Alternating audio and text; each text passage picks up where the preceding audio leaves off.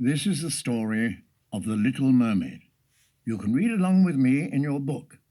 You will know it is time to turn the page when you hear the chimes ring like this. Let's begin now. Once upon a time, a little mermaid named Ariel frolicked below the ocean. She loved to explore sunken ships and look for lost objects.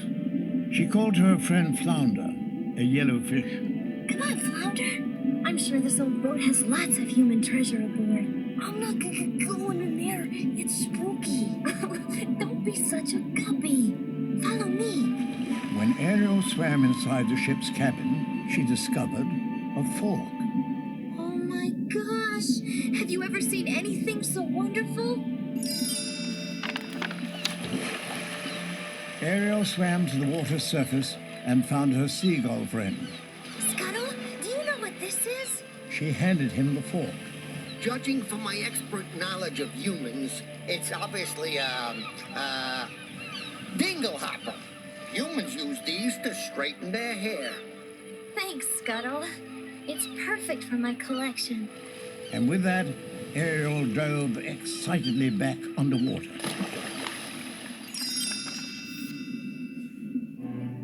Soon Ariel arrived in an undersea grotto where she kept her treasures from the human world. She hid a collection there because her father, King Triton, forbade mer people from having any contact with humans. That night, Ariel saw a strange light shimmering over the ocean. She and Flounder swam up to investigate. At the surface, they found Scuttle flying over a large sailing ship. Some celebration, eh, sweetie? It's the birthday of the human they call Prince Eric. Forgetting her father's rule, Ariel peered in amazement at the young man on the deck. I've never seen a human this close. He's very handsome. She watched as Eric's advisor, Grimsby, presented the prince with a birthday gift. Meanwhile, far beneath the ocean, the wicked sea witch Ursula used her magic to spy on Ariel. Ursula was bitter because King Triton had banished her from his kingdom for her evil doing. My, the daughter of the great Sea King Triton, in love with a human.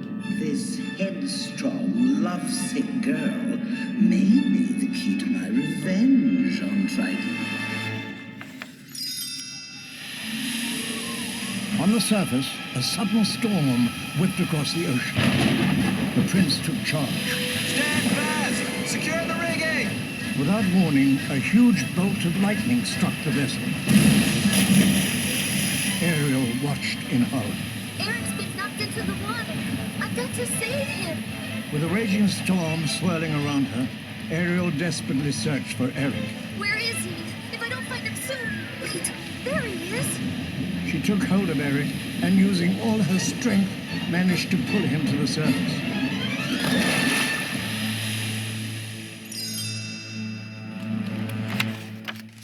As the storm calmed down, Ariel dragged the unconscious prince to shore. He's still breathing. He must be alive. Just then, a crab named Sebastian scuttled across the sand. He was the Sea King's music director and advisor. Ariel, get away from that human! Your father forbids contact with them, remember? But Sebastian, why can't I be part of his world? And she sang about longing to be with Prince Eric forever.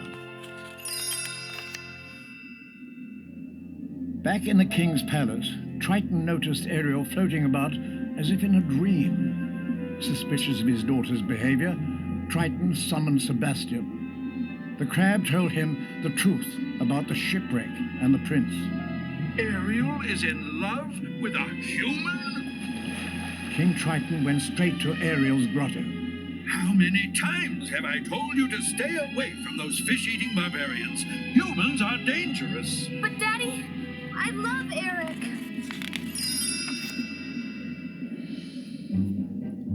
King Triton would not listen. Raising his Triton, the Sea King destroyed all of Ariel's human treasures. Then he stormed off, leaving the little mermaid in tears. As she wept, two eels slithered up to Ariel and startled her. Don't be scared. We represent someone who can help you. They told her they had been sent by Ursula, who could use her powers to solve Ariel's troubles. Ariel was so upset that she followed the eels to Ursula's den. The Sea Witch offered Ariel a deal. I'll grant you 3 days as a human to win your prince. Before sunset on the 3rd day, you must get him to kiss you. If you do, he's yours forever. But if you don't, you'll be mine. Ariel took a deep breath and nodded. The Sea Witch smiled deviously. Oh, yes, I almost forgot. We haven't discussed payment. I'm not asking much. All I want is your voice. Ariel agreed, and Ursula completed the spell. The evil witch captured Ariel's voice in a seashell locket and turned the mermaid into a human.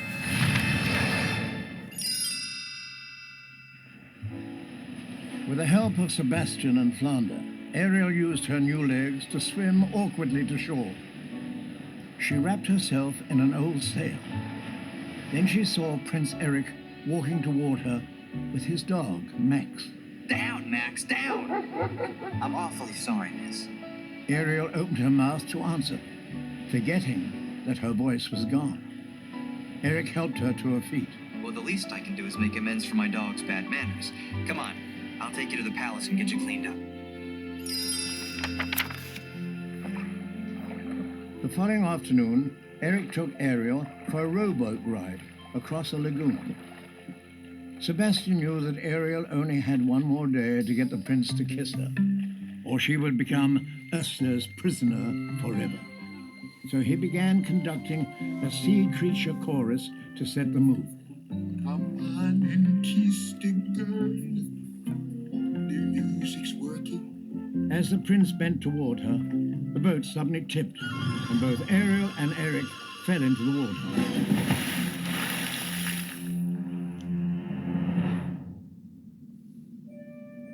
From her ocean lair, Ursula saw them tumble into the lagoon. That was too close for comfort. I can't let Ariel get away that easily. She began concocting a magic potion that would transform her into a human. Soon, Triton's daughter will be mine.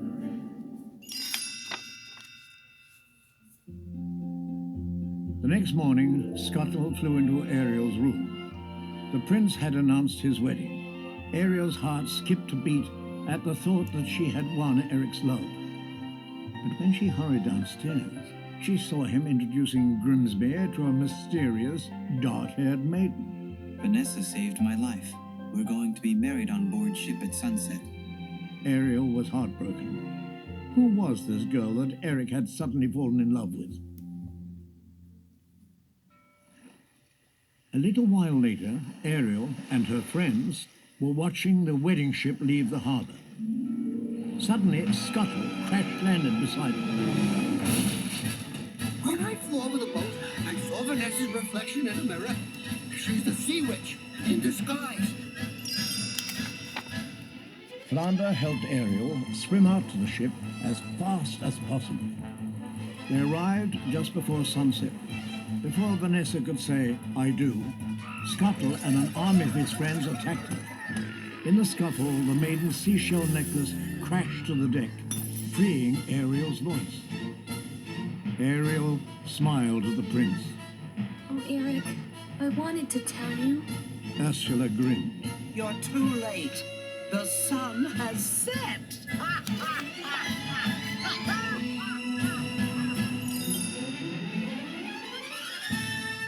As Ariel felt her body changing back into a mermaid, Ursula pulled her into the water.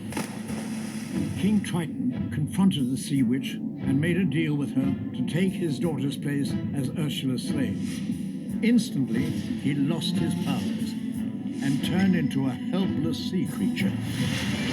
Ursula became queen of the ocean. Just then, Prince Eric threw a harpoon at the sea witch to try to stop her, but it simply grazed her arm. Ursula's powerful Triton. You little fool. All of a sudden, Ursula turned into an... stirred the waters into a... Several old sunken ships rose to the surface. The prince struggled aboard one of them and plunged the sharp prow through the sea witch, destroying her. The mighty force sent Eric flying into the ocean, but he managed to swim to shore before collapsing in exhaustion. King Triton was transformed back into a merman and regained his powers.